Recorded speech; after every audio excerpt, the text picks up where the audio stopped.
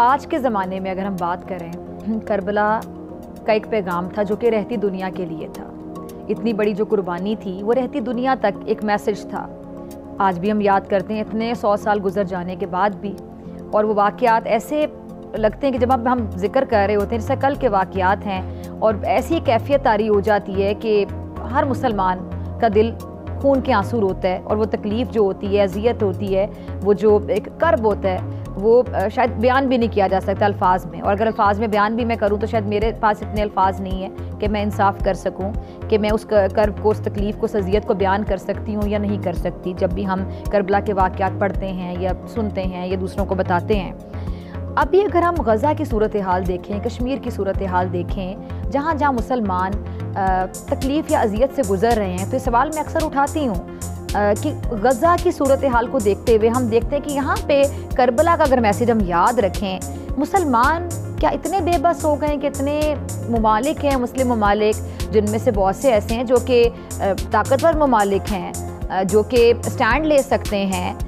وہاں پہ جو نسل کشی ہو رہی ہے مسلمانوں کی غزہ میں، بچوں کو دیکھ لیں کہ 16,000 سے زیادہ بچوں کی شہادتیں ہو چکی ہیں، 11,000 خواتین ہیں جو دنیا سے چلی گئی ہیں، تقریباً 40,000 کے قریب شہادتیں پہنچنے کو ہیں، 38,000 سم تھنگ جو لاسٹ فگر چل رہا ہے. تو کیوں مسلمان اتنے بے بس ہیں؟ یہاں پہ کیا یہ میسج ہمیں ہیلپ کرتا ہے؟ دیکھیں، سب سے پہلے تو ڈاکٹر فضا میں آپ کو خراج تحسین پیش کرتا ہوں کہ آپ نے اتنے اہم ایشو کو اتنے ریلیونٹ انداز سے جو ہے وہ جوڑا ہے. آج ہماری بدقسمتی یہ ہے کہ ہم صرف واقعات کو بیان کرتے ہیں اور آگے گزر جاتے ہیں. یعنی وہ فیلنگز اور وہ احساس، قوت اس کو کہتے ہیں چوبے کانٹا جو کابل میں تو ہندوستان کا ہر پیر و جواں بےتاب ہو جائے. خنجر لگے کسی کو تڑپتے ہیں ہم میر، سارے جہاں کا درد ہمارے جگر میں ہے. آج اگر مسلمان حسینی سیرت کو اپنا لے تو فلسطین کے اندر کلمہ پڑھنے والے یہ فیگر 50,000 کے قریب بتایا جاتا ہے، لیکن تعداد لاکھوں میں ہے، جس میں 60% معصوم بچے اور بے گناہ خواتین ہیں.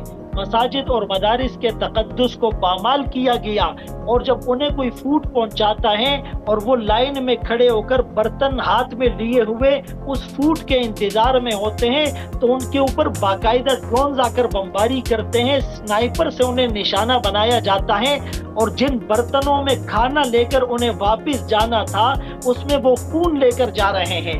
اور ایک بچی جس کے ماں باپ، بھائی بہن سارے سہارے اجڑ چکے ہیں، اور وہ لاشوں کے بیچ میں پوری دنیا کے مسلمانوں کی غیرت کو للکار کر کہتی ہے کین یو سی می؟ کیا تم لوگ مجھے دیکھ سکتے ہو؟ تمہارے ضمیر زندہ ہے؟ کیا تم بے حس نہیں ہو چکے؟ 58 اسلامی ممالک، 2 ارب مسلمان یہ خاموش تماشائی بنے ہوئے ہیں.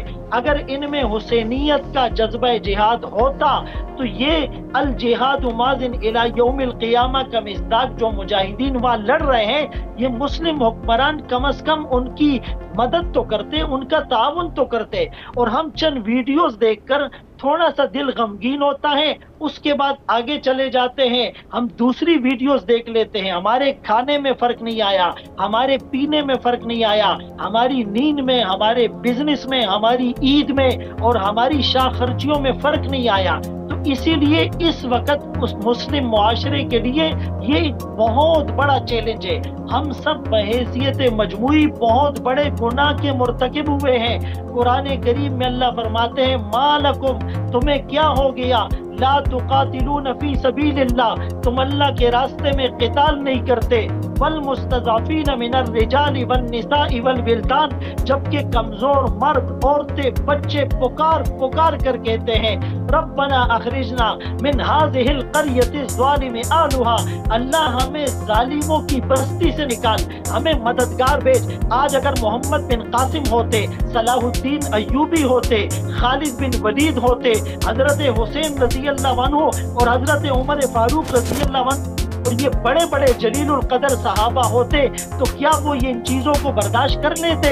اسی لیے ہم وقت اللہ کے سامنے گڑ گڑائیں، توبہ بھی کریں اور ان کی سفارتی طور پر، اخلاقی طور پر، مالی طور پر ہر طرح سے مدد کریں، ورنہ ہم اللہ کے رسول صلی اللہ علیہ وسلم کو منہ دکھانے کے قابل نہیں.